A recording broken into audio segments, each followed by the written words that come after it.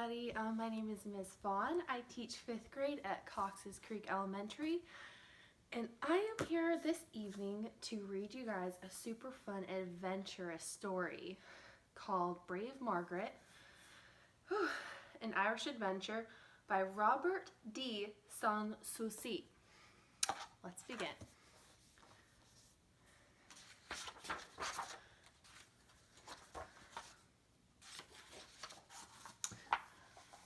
Long ago, a woman named Margaret lived alone on a farm in County Donegal, in the west of Ireland. Between the wild sea banks and the rugged crags and cliffs, she found enough green grass to raise a few cattle. She was a red woman with hair and brows the color of burnished copper, skin as white as milk, and cheeks as ruddy as fire glow. She was wise as well as hardworking and could cast a spear or a herring net with equal skill. She lived comfortably enough, but she longed to learn what lay beyond the wide sea or beyond the crags and cliffs. One morning, Margaret rose, washed her hands and face, said her prayers, ate her food, and went to lead the cattle from their byre. To her surprise, she saw a gallant ship with lowered sails anchored in the cove below her farm. Up the path climbed the handsomest man Margaret had ever seen.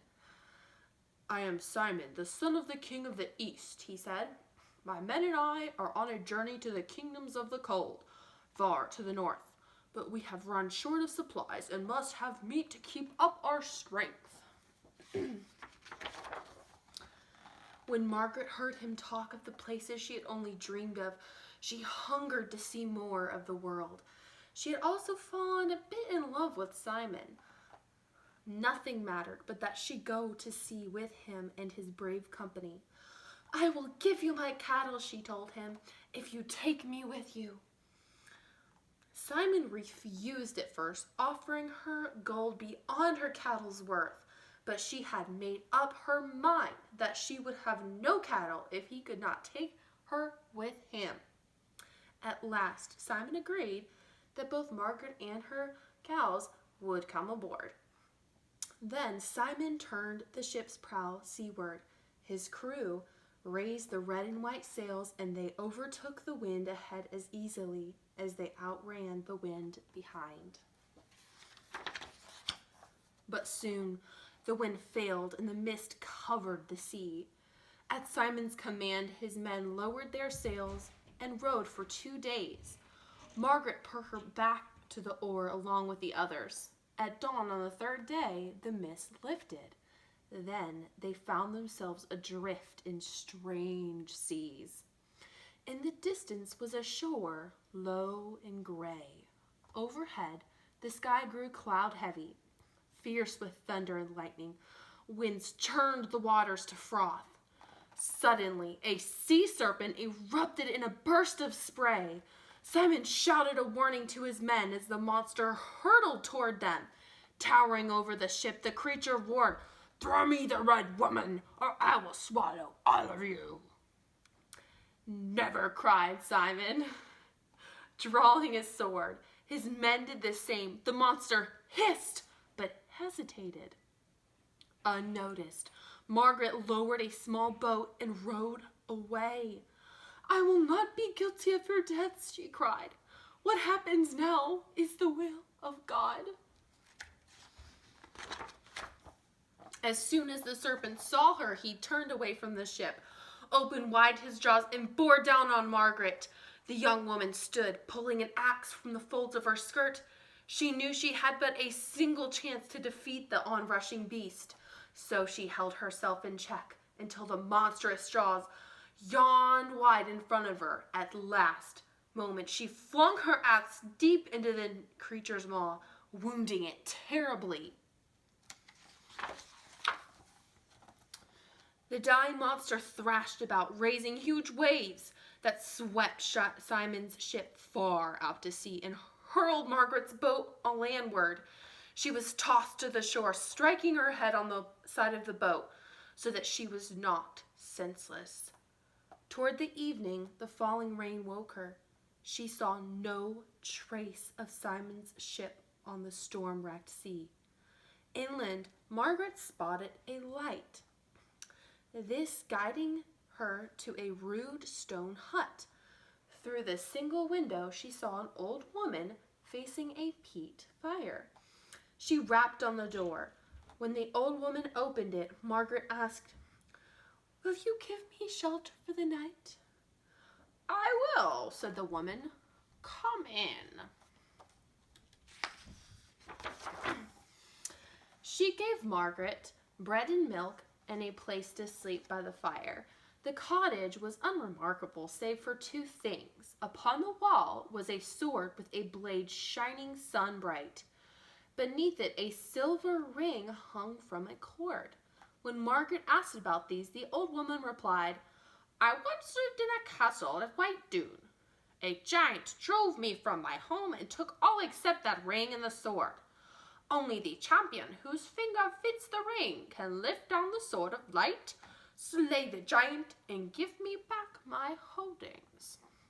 Many brave men have tried, but their fingers proved too big or too small for the ring. They could not take the sword of light. So the giant slew them, and the whiteness of the White Dune is the whiteness of their bones." The storm raged for days. Margaret stayed in the cottage doing tasks the old woman set for her. Whenever the wind and rain eased, she would scan the sea, but she could find no sign of Simon. She imagined his ship dashed to bits and him clinging to the sea-bound rock. "Storm or none," she vowed, "I will put to sea and search for him." But as Margaret prepared to leave, there was a knock on the cottage door. Opening it, she found herself face to face with Simon. For a moment, they gaped in astonishment. Then they hugged each other. I have been searching for you all this time," he said. "And I was about to go search for you," she said.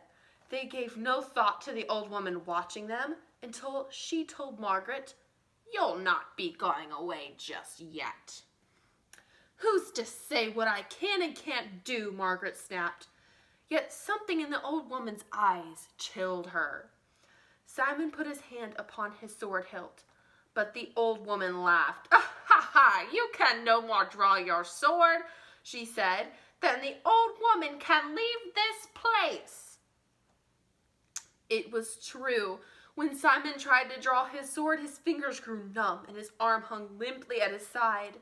When Margaret tried to walk away, she found her feet frozen in place. They realized that the woman was a hag of sorceries. "What is your price to free us?" asked Simon.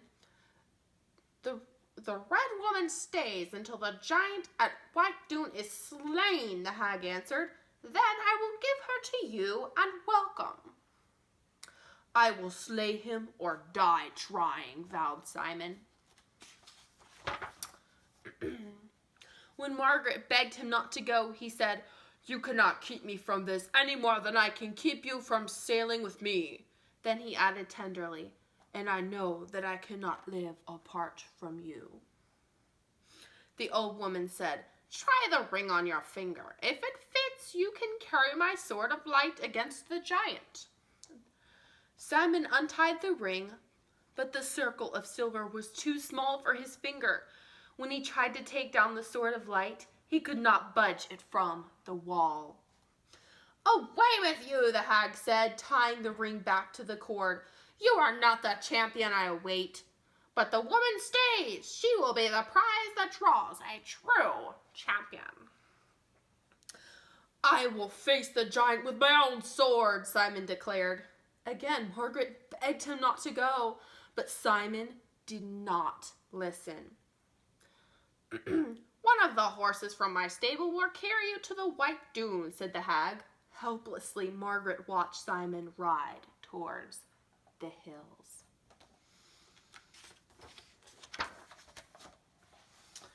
After a time, the old woman stroked the fire and tossed some herbs into it.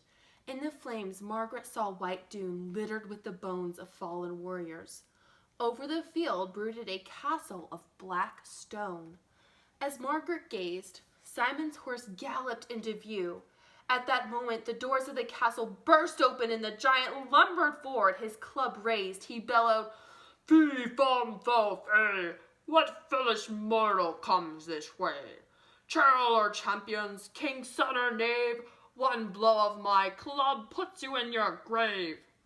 "For Margaret!" Simon shouted, turning with drawn sword. Bravely he fought, and several times he wounded the giant. In the cottage, Margaret prayed that Simon would deliver a fatal stroke, but in the end, the giant swung his club and Simon sprawled lifeless in the dust. Shouting in shock and rage, Margaret spun about, frantic and to strike back at the monster. On impulse, she snapped the ring from its cord. It slipped easily onto her finger. "I am the champion you have waited for," Margaret cried to the astonishing woman. "What fools we are for thinking it must be a man who slays the great dirty giant." Margaret took down the sword of light. Hurrying to the stable, she saddled a horse that galloped swift as the March wind to the white dune. The giant heard her horse's hooves. He bellowed, "Fee, fum, fo, fey, what foolish mortal comes this way?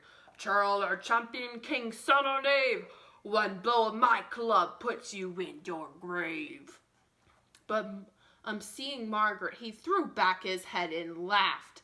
But Margaret, spurred on by the sight of Simon's lifeless body, charged forward. Her sword of light bit deep into the giant's thigh, and his laughter ended in a bellow of pain. He swung his club, but Margaret wheeled her horse, ducking his blow. As their battle raged, Margaret's sword blows shattered trees. The stones at the Black Castle danced when the giant slammed the ground with his club. At last, Margaret cut the monster's ankles, dropping him to his knees. "For Simon!" Margaret cried, and struck the giant's head from his shoulders. Ooh. Dismounting, she knelt beside Simon's body, weeping bitter tears. Suddenly, the hag of sorceries appeared before her. "Away with you!" cried Margaret. "You have cost me my dearest love." "Follow me," said the other. "What is done may still be undone." Wonder what the hag will do. If I could turn page. Heartbroken yet hopeful, Margaret followed the old woman into the castle of black stone. There, the woman lifted a green bottle from an oaken chest. "This is the water of healing," she said, uncorking it. She dabbed a drop upon her forehead. Instantly, she became a youthful, raven-haired beauty. Then the woman sprinkled the water of healing upon Simon, who immediately returned to life.